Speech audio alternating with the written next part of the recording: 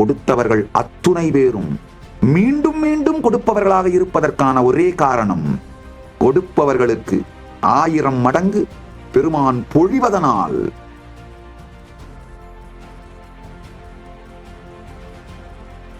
நவீன் 8647 அப்படின்ற ஒருத்தர் யூடியூப்ல கமெண்ட் போட்டிருக்காரு.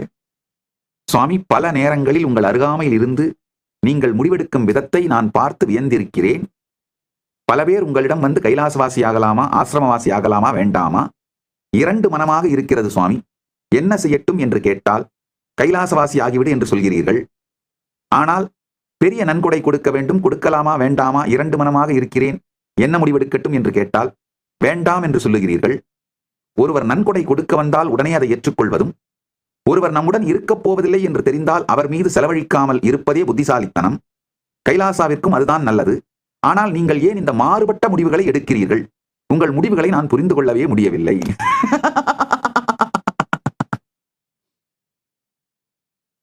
முதல்ல புரிஞ்சுக்கோங்க, ஒவ்வொரு தனி மனிதனுக்கும் உயிருக்கும் நன்மை செய்வது மட்டும்தான் கைலாசாவின் நோக்கம், போக்கு.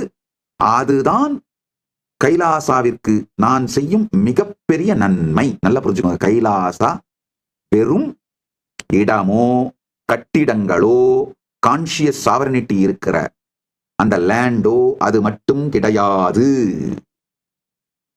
கைலாசா ஒரு சிவிலைசேஷனல் நேஷன், என்லைட் சிவிலைசேஷனல் நேஷன். இந்த சாவரின் லேண்டு, கட்டடம், நாடு, இது எல்லாமே ஒவ்வொரு தனி மனிதனுக்கும் நன்மை செய்வதுதான். கைலாசாவிற்கு நன்மை செய்வது, ஒவ்வொரு தனி மனிதனுக்கும் நன்மை செய்வது. கைலாசாவிற்கு நன்மை எதுன்னு தனித்தனியால நான் பிரிக்கிறது கிடையாது. ஒவ்வொரு தனி மனிதனுக்கும் நன்மை செய்வது மட்டும்தான் என் வேலை. அந்த செயலினாலே, அந்த நன்மைகளினாலே சைடு எஃபெக்டா கைலாசா முளைச்சி எந்திரிச்சு வளர்ந்துருக்குங்கயா. அதை நல்லா புரிஞ்சுக்கோங்க.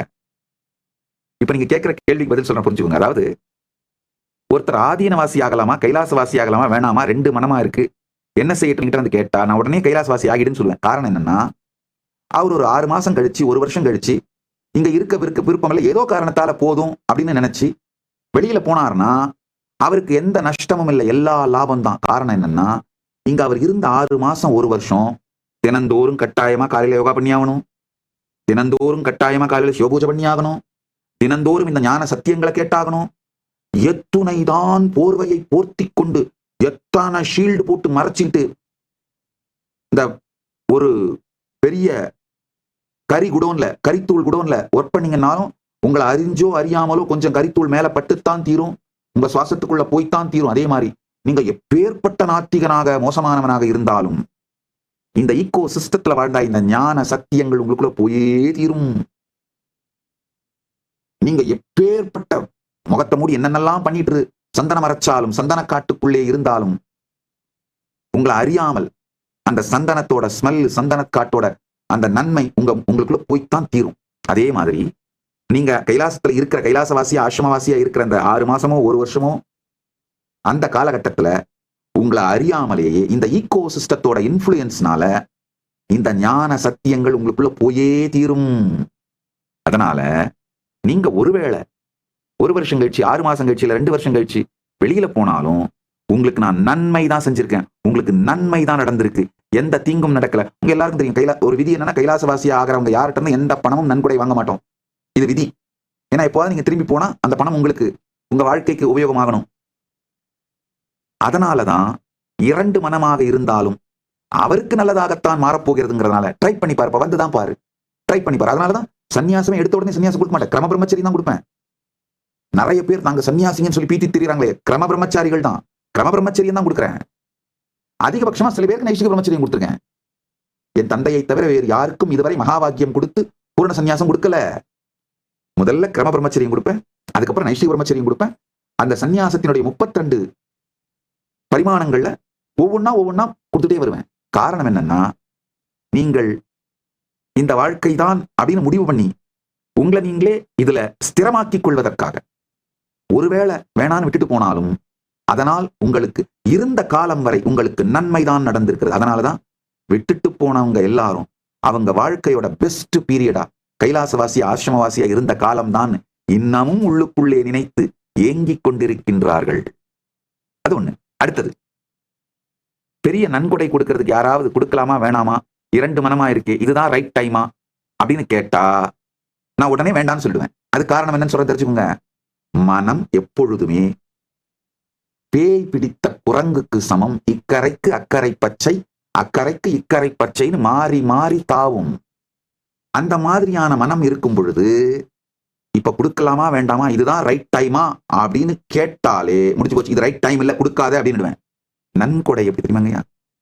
உங்களுக்கு உங்களுடைய உயிரே உயிர்மையால் உயிர்ப்பிக்கப்பட்டு இந்த தீட்சையினாலும் சக்திபாதத்தாலும் ஞான கருத்துக்களாலும் நான் உங்க வாழ்க்கைக்கு அளிக்கின்ற கான்ட்ரிபியூஷன்ஸால, உங்க வாழ்க்கைக்கு நான் செய்கின்ற நன்மைகளினால் உங்க உயிர் உயிர்த்து மலர்ந்து, பெருமானே உங்களுக்கு நான் என்ன கொடுக்க முடியும், என்னையே கொடுத்தாலும் தகும், என்ன கொடுத்தாலும் தகும், இந்த உலகையே கொண்டு வந்து உங்கள் திருவடியில் சமர்ப்பித்தாலும் தகும், என்ன கொடுக்க முடியும் அப்படின்னு உயிர் மலர்ந்து உணர்வு பொங்கி நன்றி உணர்வின் உச்சத்தில், உயிரின் உயிர்மையின் உச்சத்தில், உயிர்மின் சக்தியின் உச்சத்தில் கொடுக்கலாமா வேண்டாமா அப்படிங்கிற சந்தேகம் ஒரு துளி கூட இல்லாமல், இதுக்கு பிறகு பகவான் இருந்து எனக்கு என்னென்ன நன்மை வருதுன்றத பத்தி கவலை கிடையாது, இதுவரைக்கும் கொடுத்ததே நினைத்தற்கு அறிய பெரும் நன்மைகள், அதற்கு நன்றியாய் பெருமானே என் கையில் இருப்பதை உங்கள் காலடியில் போடுகின்றேன், வேறு எதுவும் எனக்கு தெரியாதனால் என் கையில் இருக்கின்ற இதைத்தான் உங்கள் காலடியில் என்னால் போட முடியும் என்று அதை உயிராய் சமர்ப்பிக்கின்ற, அது மாதிரி சமர்ப்பிக்கின்ற, அது மாதிரி வந்து காலடியில விழற, அவை வைத்தே இந்த கைலாசத்தை நம்மளால நடத்த முடியுங்கய்யா. இரண்டு மனத்தோடு இருப்பவர் யாவரும் கொடுக்கவும் வேண்டாம், கொடுத்தால் பெறவும் மாட்டேன். அதனாலதான் யாராவது ஒருத்தர் ஆசிரமவாசி ஆகலாமான்னு வந்து கேட்டா நாளைக்கே வந்துருன்னு சொல்லுவேன். யாராவது இந்த பெரிய நன்கொடை கொடுக்க வந்து கேட்டா சாமி யோசிச்சுட்டு சொல்லும், போயிட்டு 2 மாசம் கழிச்சு வாங்க, இல்ல 6 மாசம் கழிச்சு வாங்க அப்படின்னு அனுப்பி விட்டுருவேன். காரணம் வேற ஒண்ணும் இல்ல, வீட்டுல பொண்ணே வீட்டுக்கு தெரியும், பையனுக்கு தெரியும், சுத்துப்பத்து இருக்கவங்களுக்கு தெரியும் இந்த மாதிரி கொடுக்க போறாருன்னு. அவங்கெல்லாம் என்ன சொல்றாங்க, அதுக்கப்புறம் அவங்களுடைய சப்போர்ட்டோ ரெசிஸ்டன்ஸோ என்ன நடக்குதோ அதையெல்லாம் இவர் வித்ஸ்டாண்ட் பண்றாரா, அவங்கெல்லாம் பிரெயின் வாஷ் பண்ணுவாங்க, அதையெல்லாம் வித்ஸ்டாண்ட் பண்றாரா பாரு, இந்த சாமியார் பேர்ல நீ மயங்கிட்ட ஏதோ என்னென்னவோ வரும், அதையெல்லாம் வித்ஸ்டாண்ட் பண்றாரா. இதுல 4 பேர் வதந்தி கிளப்பி விடுவாங்க, எனக்கு அந்த சாமியாரை பத்தி தெரியும், நான் அங்க இருக்கும்போது இப்படி பார்த்துருக்கேன், இங்க இருக்கும்போது அப்படி பார்த்துருக்கேன், குஜராத்ல இருக்கும்போது இப்படிலாம் நடந்துச்சு, குஜராத்துக்கு நான் போகவே இல்லையா, இங்க இருக்கும்போது அப்படி நடந்துச்சு, அங்க இருக்கும்போது இப்படி நடந்துச்சு. ஒரு கொஞ்சம் என்ன சொல்றது, ஸ்ட்ராங்கான ஒரு விஷயம்தான், நடந்த ஒரு ஜோக்கு சொல்லிடுறேன். என்னுடைய பிரம்மச்சாரிகள் எனக்கு வந்து ரெகுலரா இந்த நியூஸ் பேப்பர் நியூஸ் சம்பந்தமா அந்த கிளிப்ஸ் எல்லாம் எனக்கு சொல்லி அதை பத்தி நான் ஏதாவது சொல்லணுமா, என்னுடைய ஒப்பீனியன் என்னன்னு சிலதெல்லாம் கேட்பாங்க. இப்போ 2 வருஷமா அதை பண்ண என்னால முடியல, நேரம் இல்லாதனால 2 வருஷமா அதுக்கு டைம் கொடுக்க மறுத்துட்டேன். ஏன்னா ஏஐ வேலை பண்ணிட்டு இருக்கிறதுனால. அந்த மாதிரி இவங்க வந்து எனக்கு சொல்லிட்டு இருக்கும்போது ஏதோ ஒரு கேஸ், ஒரு ஏதோ கற்பழிப்பு வழக்கை பத்தி, சாமி இந்த கற்பழிப்பு வழக்கை பத்தி உங்களுடைய ஒப்பீனியன் என்னன்னு கேட்டாங்க. ஏய் நான் அந்த ஊருக்கே போலியாடா, அந்த கேஸ் என் தலைமை எழுதிட்டாங்களாடா. அப்புறம் இல்ல சாமி, அது மீடியால இந்த நியூஸ் சாமி, அதை பத்தி நீங்க என்ன சொல்றீங்கன்னு சொல்லி கேட்கிற சாமி அப்படின்னு. இந்த மாதிரி நான் போகாத இடங்கள் எல்லாம் கூட அவங்கவுங்களா உருவாக்கிக்கிட்ட ரூமர், கதைங்க, ஜோடிக்கப்பட்ட வழக்குகள், இதெல்லாம் உங்க கண்ணுக்கு வரும், காதுக்கு வரும். இதையெல்லாம் தாண்டி உண்மையிலேயே உங்களுடைய பொங்குகின்ற உயிர்மையும் உயிர்மின் சக்தியும் நன்றியும் நன்றி பேருணர்வும் இருக்கான்னு பாக்குறதுக்காக ஒரு 6 மாசம் தள்ளி விட்டுருவேன், ஒரு வருஷம் அப்புறமா அப்படின்னுடுவேன். அதுக்கப்புறம் வந்தாலும் இப்ப என்ன அவசரம் சொல்றேன் போ அப்படின்பேன். அதுக்கப்புறம் வந்தாலும் சாமி எப்ப வேணுமோ அப்ப வாங்கிக்குவோம் போ அப்படின்னுடுவேன். நல்லா புரிஞ்சுக்கோங்க. ஏன்னா நன்கொடை கொடுத்துட்டு அவருக்கு ஐயோ ஒரு வேகத்துல கொடுத்துட்டுமே, கொடுத்துருக்காம இருந்திருக்கலாமோ, ஒருவேளை நம்மளை பிரெயின் வாஷ் பண்ணி வாங்கிட்டாங்களோ அப்படின்னு நினைச்சாருன்னா அவருடைய அந்த சுய சந்தேகம் என் மீதும் கைலாசத்தின் மீதும் திரும்பி குரு சந்தேகமாக, கைலாசத்தின் சங்க சந்தேகமாக ஆகி சங்கத்தை இழந்து விடுவார், சங்கத்துல இருந்து தூரம் ஆயிடுவாரு, அப்புறம் எங்கிட்ட இருந்து தூரம் ஆயிடுவாரு, குருவை இழந்து விடுவார்கள். அது மிக பெரும் கொடுமை. குருவை இழத்தல், ஹஸ்பண்டை இழந்து விடோவாகிறது, ஒய்ஃபை இழந்து விடோயர் ஆகிறது, அதையெல்லாம் விட குருவிடம் இருந்து தூரமாய் போய் இந்த குரு விடோவாகிறது தான் மிக பெரும் கொடுமைங்கயா, மிக பெரும் இழப்பு. அது அவங்களுக்கு நடந்துட வேணாமேன்றதுக்காகத்தான் நன்கொடை கொடுக்க வந்தா அப்புறம் பார்க்கலாம், அப்புறம் சொல்றேன். நன்றாக புரிந்து கொள்ளுங்கள். இப்பவும் சொல்றேன், இது எல்லோருக்கும் சொல்றேன். யார் யாருக்கெல்லாம் கைலாசவாசி ஆகலாமா, ஆசிரமவாசி ஆகலாமா, சன்னியாசம் எடுத்து பார்க்கலாமா, எடுத்துக்கலாமா அப்படின்னா தோணுதா, 2 மனமா இருந்தாலும் கவலைப்படாதீங்க, உடனே எடுத்துக்கோங்க. ஏன்னா விட்டுட்டே போனீங்கன்னாலும் அந்த இருந்த காலகட்டத்திலே உங்களுக்கு மிகப்பெரிய நன்மை நிகழ்ந்து இருக்கும். உங்ககிட்ட இருந்து எதையும் நான் வாங்க போறது இல்லை, எதுவும் கொடுக்கறது ஒண்ணு இல்லை.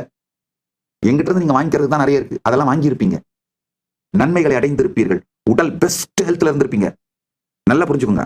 விட்டுட்டு போனவங்க எல்லாருமே ஃபீல் பண்றது என்னன்னா, 1000 ஆகட்டும், ஆசிரமத்துல இருந்த அந்த டைம்ல தான் என் உடம்பு பெஸ்ட் ஹெல்த்ல இருந்தது, என் மனசு பெஸ்ட் நிலையில இருந்தது, உயிர் கான்சியஸ்னஸ் குண்டலினி சக்தி எல்லாமே பெஸ்டா இருந்தது, அது என் வாழ்க்கையோட பெஸ்ட் காலம்பா அப்படின்னு நினைப்பவர்கள், இயங்குபவர்கள் அத்துணை பேரும் இருக்கிறார்கள். விட்டு போன அத்தனை பேரும் வெளியில சொல்ல முடியலனாலும் உள்ள இயங்கிட்டு தான் இருக்காங்க. அதனால ஆசிரமவாசி ஆகணுமா கைலாசவாசி ஆகணுமான்னு உங்களுக்கு 2 மனமா இருந்தா உடனே வந்துருங்க. விட்டுட்டு போனாலும் இருந்தா மிக பெரும் நன்மை, விட்டுட்டு போனாலும் இருந்த காலம் வரை நன்மை. பணம் ஏதாவது நன்கொடை கொடுக்குறது, நிலமோ பணமோ ஏதாவது நன்கொடை கொடுக்கணும்னு நினைக்கிறீங்க, அது 2 மனமா இருக்குன்னா கொடுக்காதீர்கள். இப்பவே தெளிவா சொல்லிடுறேன், கொடுக்காதீர்கள். தெள்ள தெளிவா சொல்லிடுறேன். எப்போ உங்கள் உயிர்மையை உயிர்த்தெழுந்து வெகுண்டெழுந்து வெடித்தெழுந்து உயிர்மின் சக்தி பொங்கி குண்டலினி உச்சந்தலை தாண்டி துவாதசாந்தத்தில் நிறைந்து பேரனுபூதியினால் மலர்ந்து, ஆஹா இத்துணை பெரும் நன்மை செய்த என் குருநாதா உனக்கு நான் என்ன செய்து விட முடியும் என்று உயிரே கரைந்த நன்றி பொங்கி, இதற்கு மேல் நீ எதுவும் செய்து விட வேண்டாம் ஐயா, நீ இதுவரைக்கும் கொடுத்ததற்கே நான் என்ன வேண்டுமானாலும் என் உயிரையும் கொடுக்கலாம், இந்த உலகத்தையே வென்று கொண்டு வந்து உன் திருவடியில் சாய்த்தாலும் உன் திருவடியில் சமர்ப்பித்தாலும் அதற்கு ஈடாகாது என்று பொங்கி பெருகும் பொழுது ஏதாவது கொடுக்கணும்னு நினைச்சா அப்ப சொல்லுங்க. அப்ப நான் சாமி யோசிச்சுட்டு சொல்லும், முடிவு பண்ணிட்டு சொல்லும். அது வரைக்கும் உங்க பேக்கெட்டை டைட்டா பூட்டிக்கிட்டு அமைதியா உட்காந்து உங்க இதயத்தை மட்டும் திறந்து நான் சொல்றதை கேளுங்க போதும். உங்க பேக்கெட்டை திறக்க சொல்லி நான் கேட்கவே இல்லைங்கயா, இதயத்தை மட்டும் திறங்க போதும், அதான் எனக்கு வேணும். அதனால நல்லா புரிஞ்சுக்கோங்க. உங்கள் ஒவ்வொருவருக்கும் தனி மனிதர்களுக்கும் நன்மை செய்வதுதான் கைலாசாவின் நோக்கம், போக்கு. கைலாசாவின் நன்மைன்னு தனியா வேற ஒண்ணும் கிடையாது. உங்கள் அனைவருக்கும் செய்யப்படும் ஞான நன்மைகள், உடல் நல நன்மைகள், மனநல நன்மைகள், சேவைகள், அன்னதானங்கள், மற்ற ஞானதானங்கள், இந்த நன்மைகள் தான் கைலாசா. இதோட சைடு எஃபெக்ட்ல கொஞ்சம் லேண்டு, கட்டடம், இந்த நாடு நடக்குது, உருவாகுது, எக்ஸ்பேண்ட் ஆகுது. ஆனால் உங்களுக்கு தொடர்ந்து செய்யப்படும், தனி மனிதர்கள் ஒவ்வொருவருக்கும் தொடர்ந்து செய்யப்படும் எல்லா நன்மைகளும் தான் கைலாசா. நல்லா புரிஞ்சுக்கோங்க. நான் இவ்வளோ ஃபில்டர் பண்ணி வேணான்னு சொல்லி மறுத்து போஸ்ட்போன் பண்ணி அப்புறம் சொல்லி இவ்வளோ பண்ணியே ஒரு வருஷத்துல ஆவரேஜா 100 கைலாசம் உருவாகுதுங்கய்யா. 2025 கடந்த ஆண்டு ஆவரேஜா 100 இடங்கள்ல புது கைலாசங்கள் உருவாகி இருக்கு. அப்படின்னா ஒரு வாரத்துக்கு 2, ஆவரேஜா 4 நாளைக்கு ஒரு கைலாசம். வருஷத்துக்கு 100ன்னா 52 வாரம், ஆவரேஜா வாரத்துக்கு 2, 4 நாளைக்கு 1 உருவாயிட்டே இருக்கு. இது இத்தான டேம் போட்டு ஃபில்டர் பண்ணி அப்புறமா பார்க்கலாம் பொறுமையா பார்க்கலாம்னு சொல்லி அதுக்கப்புறமா அளிக்கப்படுறது. அதனால நல்லா புரிஞ்சுக்கோங்க. பரமசிவ பரம்பொருளே வெளிப்பட்டு இதை நடத்துகின்றார். அவருடைய திருப்பணி அவர் செய்து கொள்ளுகின்றார். யாருக்கு என்ன கொடுக்க வேண்டும் என்றும், யாரிடமிருந்து பெற்றுக்கொள்ள வேண்டும் என்றும், இன்னொன்னு யாருகிட்ட இருந்தாவது வாங்கிட்டார்னா குறைந்தபட்சம் 100 மடங்கு அவருக்கு அதை விட அதிகமாக பொழிவார். கொடுத்தவர்கள் அத்துணை பேரும் மீண்டும் மீண்டும் கொடுப்பவர்களாக இருப்பதற்கான ஒரே காரணம், கொடுப்பவர்களுக்கு 1000 மடங்கு பெருமான் பொழிவதனால். அதனாலதாங்க கைலாசம் நடந்துகிட்டே இருக்கு. நல்லா புரிஞ்சுக்கோங்க. நம்முடைய டோனர்ஸ் லிஸ்ட் இதெல்லாம் பப்ளிக் இன்ஃபர்மேஷன் போய் பாருங்க. எல்லாம் அந்தந்த நாட்டோட income tax department government submit பண்றோம். அதெல்லாம் பப்ளிக் இன்ஃபர்மேஷன் தான், போய் பாருங்க. சின்ன ரசீதா இருந்தாலும் பெரிய ரசீதா இருந்தாலும் சரி, ஒரு 1000 ரூபாய் நன்கொடை கொடுத்து ரசீது வாங்கினவரா இருந்தாலும் இல்ல 1 கோடி ரூபாய் நன்கொடை கொடுத்து ரசீது வாங்கினவரா இருந்தாலும் பாத்தீங்கன்னா ரிப்பீட்டடா கொடுத்துட்டு இருப்பாங்க. 1000 ரூபாய் கொடுத்து வரும், 2 மாசத்துக்கு அதே மாதிரி, 1 கோடி ரூபாய் கொடுத்து வரும், 1 வருஷத்துக்கு ஒரு தடவை அதே மாதிரி கொடுத்துட்டே இருப்பார். ஏதாவது ஒரு காரணத்துக்காக கொடுத்தவர்கள் கொடுக்காமல் விட்டு நிறுத்துவதே இல்லை. இதுதான் பரமசிவ பரம்பொருளின் செல்வம் சர்க்கிள், அந்த வர்ச்சுவஸ் சர்க்கிள், செல்வம் எவ்வாறு அவராலேயே வரவழைக்கப்பட்டு அழிக்கப்பட்டு மீண்டும் மீண்டும் பொழியப்பட்டு வரவழைக்கப்பட்டு நிகழ்கின்றது அப்படிங்கிற சத்தியத்தை அப்படியே சொல்லிட்டேங்க. அவ்வளவுதாங்க. கொடுத்தார்க்கு பொழிகின்றான் பெருமான். அதனால அவங்க என்ன பண்றாங்க, ஆஹா இன்னும் கொடுக்கிறார்கள், பெருமான் இன்னும் பொழிகின்றார், இன்னும் கொடுக்கிறார்கள், இன்னும் பொழிகின்றார், இப்படியே நிகழ்கின்றது. இப்படித்தான் இந்த வெர்ச்சுவஸ் சர்க்கிள்ல தான் கைலாசா எக்கானமி இயங்குது, கைலாசா இயங்குது. அதனால ஒவ்வொரு தனி மனிதனுக்கும் நாங்கள் செய்யும் நன்மைதான் கைலாசா. கட்டிடங்களோ இடமோ சொத்தோ நிலமோ கோவிலோ பல்கலைக்கழகமோ குருகுலமோ இந்த நாடோ பெருமான் இருப்பின் வெளிப்பாட்டின் சைடு எஃபெக்ட்டுங்கய்யா. யார் வேண்டுமானாலும் இந்த பரிவிராஜக யாத்திரையில் கலந்து கொள்ளலாம். இன்று துவங்குகின்ற இந்த பரிவிராஜக யாத்திரையில் கலந்து கொள்ள விரும்பும் யார் வேண்டுமானாலும் உங்கள் பெயரை பதிவு செய்து கொண்டு கைலாசா திருவண்ணாமலைக்கு வந்து 1 மாத பயிற்சி, உடல் மன உணர்வு ஆன்மீக பயிற்சியை எடுத்துக்கொண்டு இந்த பரிவிராஜக யாத்திரை குழு எங்கு இருக்கிறார்களோ அங்கு நீங்கள் சென்று இணைந்து கொள்ளலாம். உதாரணத்துக்கு இவங்க வந்து இப்ப கிளம்பி நேரடியா நடந்தே பெங்களூர் செல்கிறார்கள்.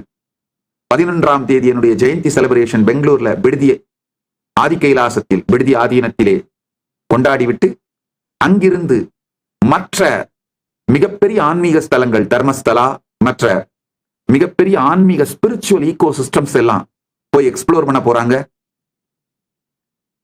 நீங்க ஒருவேளை அடுத்த மாசம் ஜாயின் பண்ணணும்னு நினைச்சீங்கன்னா கூட வந்து பரமசிவசேனா நிகழ்ச்சி கைலாசா திருவண்ணாமலையில கலந்துக்கிட்டு அந்த நேரத்துல நீங்க ஜாயின் பண்ண நேரம் பிப்ரவரியோ இல்ல மார்ச்சோ ஏதோ ஒரு நேரத்துல இந்த பரிவிராஜக பரமசிவசேனை குரூப் மக்கள் எங்க இருக்காங்களோ அந்த இடத்துக்கு நீங்க நேரடியா போய் கலந்துக்கலாம். இது தொடர் யாத்திரையாக நிகழ்ந்து கொண்டிருக்கும். எல்லாரும் வந்து 1 வருஷம் பார்ட்டிசிபேட் பண்ணிப்பீங்க. 1 வருஷம் முடிச்சுட்டு நீங்க போறதுனா போகலாம், அது உங்க விருப்பம். ஆனா இது தொடர் யாத்திரையா நடந்துகிட்டு இருக்கும். அடுத்தடுத்த பேட்ச் வந்து கலந்துகிட்டே இருப்பாங்க. இது நடந்துகிட்டே இருக்க போகுது. இன்று துவங்கும் என்றும் முடியாத பரிவிராஜக யாத்திரை துவங்குகின்றது. பரமசிவ பரம்பொருளின் பேரருளால் இந்த பரிவிராஜக யாத்திரை செய்கின்ற உங்களுக்கும் உங்களை காண்கின்றவர்கள் நீங்கள் யார் யாரையெல்லாம் காண்கின்றீர்களோ வளப்படுத்துகிறீர்களோ என்ரிச் பண்றீங்களோ இவங்க எல்லோருக்கும் உங்களுக்கும் உலகத்திற்கும் பெரும் நன்மை செய்யட்டும், பரமாத்வைதம் அருளட்டும், பரமாத்வைத பிராப்திரஸ்து என்று ஆசீர்வதிக்கின்றேன். ஆனந்தமாக இருங்கள்.